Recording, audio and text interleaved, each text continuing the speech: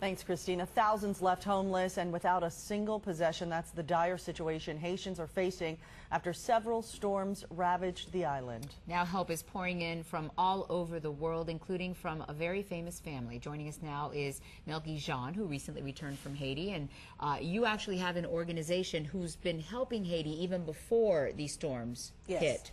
We actually have an organization. It's my organization. It's called the Carma Foundation, and that's Carma with a C. I was born in Brooklyn, and I started the foundation with the premise of if you do good things in the world, good things come back to you. I couldn't agree with you more. That's the theory in life. Absolutely. Yeah. Let's give a little more background. Also, Melky, you are the little sister of Wycliffe Jean. And by 8 years, I found out, so you really are the little sister. Selling out like that, poor guy. And your family is from Haiti, so you have a very special connection. Tell us what it was like for you. Obviously, you've been there many times. To go back this time around and see the devastation that all these storms brought. I mean, words cannot, express how I feel. I just feel responsible for the Haitian people. I feel like I have to be a voice for them because, they can't speak for themselves. Do you have any family in Haiti? Actually, we went to the village that Shari went to. That was actually my father's village. Is this you talking to the kids in the village here? There's some video of you? Yeah, it is. Oh, wow. And what was the reaction from these people when you were there talking to them? They were so happy to see us, and, they just kind of told me. Actually, the craziest thing was some of the kids asked me to take them home. And some of the parents were actually giving me their child. And they were like, take my baby. Melky, take my baby. And what do you say? Yeah, I say, I can't. I can't, but in the meantime, I'll leave you guys with some things, And you are doing some incredible things, including this great concept, because these poor children and adults are walking around. They have nothing, no clothes, no shoes, and especially the shoe factor.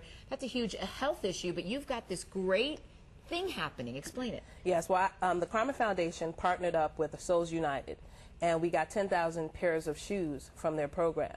So we were planning on going to Haiti before Hurricane Ike hit to pass out all 10,000 pairs of shoes, and eventually to put a pair of shoes on everybody's feet in Haiti. That's one of our goals. Wow. So when Hurricane Ike hit, we couldn't go. So we ended up going with the delegation of Miami officials, including the Commissioner, Michelle Spencer-Jones.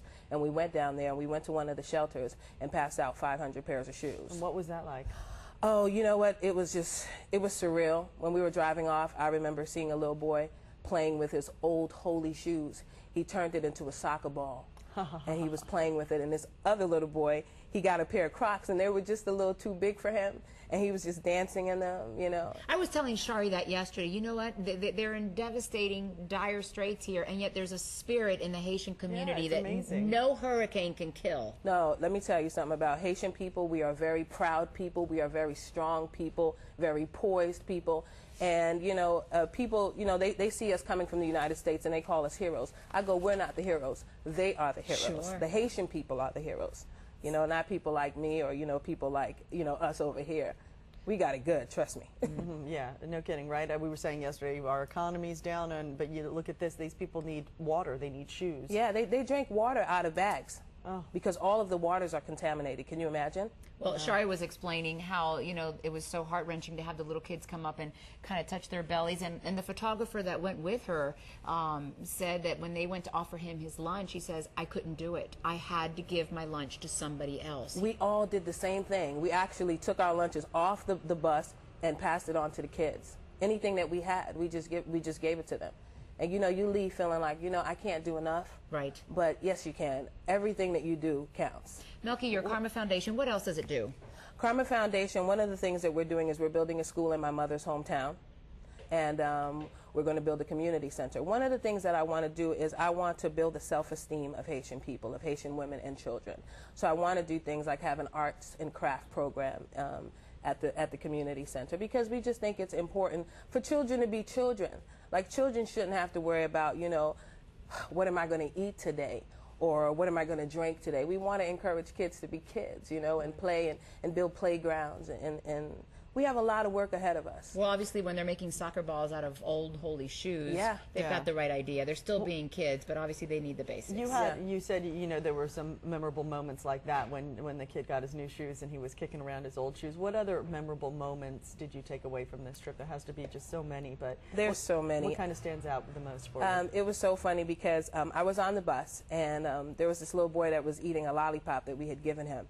and he shared it with, I'm thinking it was his brother, and when he gave it to his brother bit it. Oh, no, you never bite it. He bit it, and he looked over at him, and he rolled his eyes, and I said, you know what, in the midst of all of this, kids are still kids. Yeah. They're still going to, fight over the lollipop. Real quick, I know that you've got all this serious stuff going on, but you also have your career. Yes, yes. Also an artist. Yes, I'm a recording artist. I'll actually be putting out an EP next month. It's called Beautiful Disaster, the Melky Project. It'll be available on iTunes. I encourage everybody to go to myspace.com/MelkyJean. Okay. And we'll keep you updated. I'm touring with my band.